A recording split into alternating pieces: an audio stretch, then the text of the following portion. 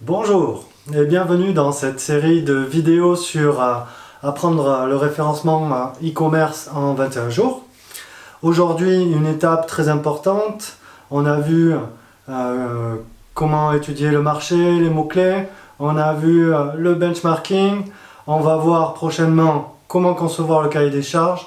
Et entre le cahier des charges et le benchmarking, il y a une étape hyper importante que souvent on néglige, qui est de tester le marché. Tester le marché, je vais vous expliquer comment je l'ai fait moi pour le site que j'ai lancé il y a un an, Océan Adventure, une plateforme de revente de cours de surf et de surf-camp. J'ai testé un MVP. J'ai testé un site avec une offre minimale, un site WordPress jeté à la va-vite. J'ai monté le site en 15 minutes.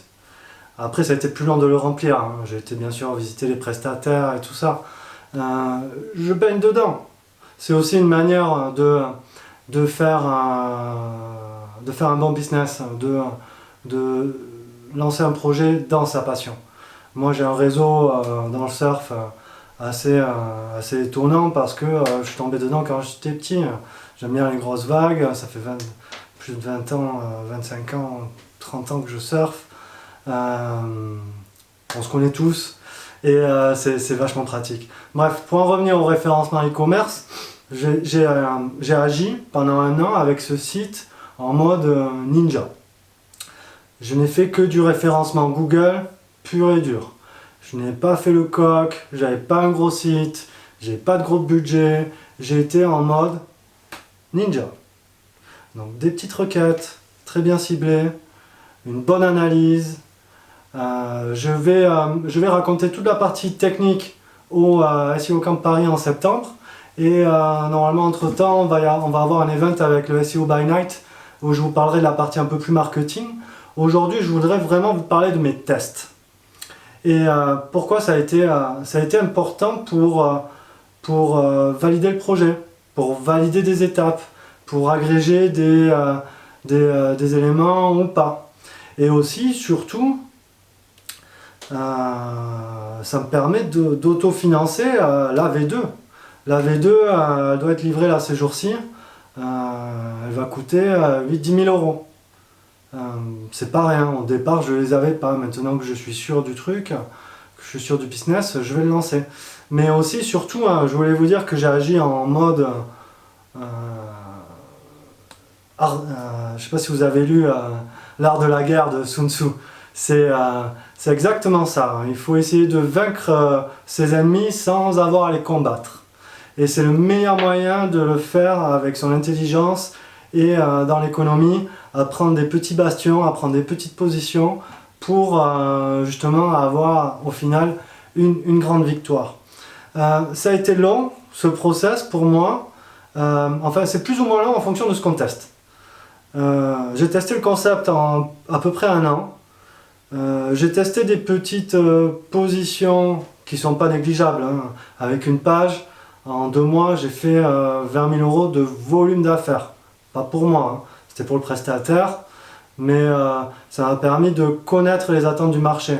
Je me suis tapé à tous les gens, tous les clients au téléphone.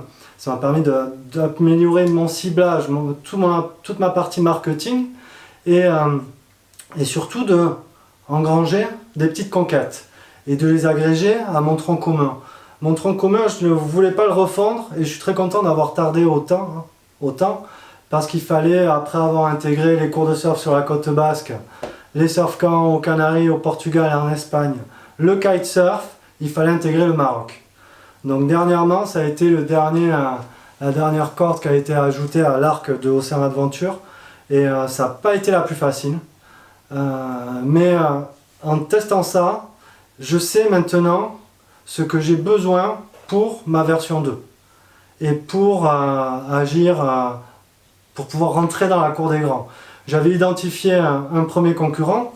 Après 6 mois d'activité, je savais que je pouvais en 2 ans dépasser son volume, son chiffre d'affaires. Maintenant, je regarde un peu plus haut. Et c'est ce qu'on disait hier avec Cyril. Les erreurs à éviter, c'est aussi bien connaître ses concurrents et savoir se positionner sur le marché pour justement se créer une identité. Donc oui, la MVP, elle permet... alors, quand on me le demande, moi je ne fais pas des sites internet. Par contre, piloter un MVP, ça je fais. Et c'est super intéressant. Parce que justement, il y a tout le retour d'analyse marketing à mettre en place et à réorienter l'offre. Et là, on agit vraiment comme des acteurs du web. C'est bien la différence entre les deux cultures qui s'opposent aujourd'hui. Hein. Les gens qui sont dans le physique et qui veulent aller un petit peu sur le web, et les gens qui vont à fond sur le web.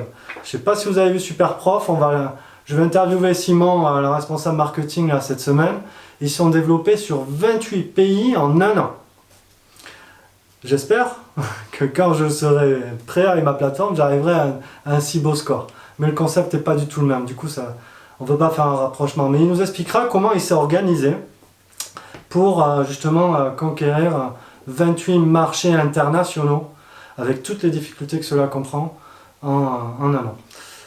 Voilà pour aujourd'hui. Le minimum valuable product, c'est une page. Ça permet de faire des tests avec des pubs, de voir les conversions, de préparer un business correct. Merci pour votre attention. Bonne fin de journée.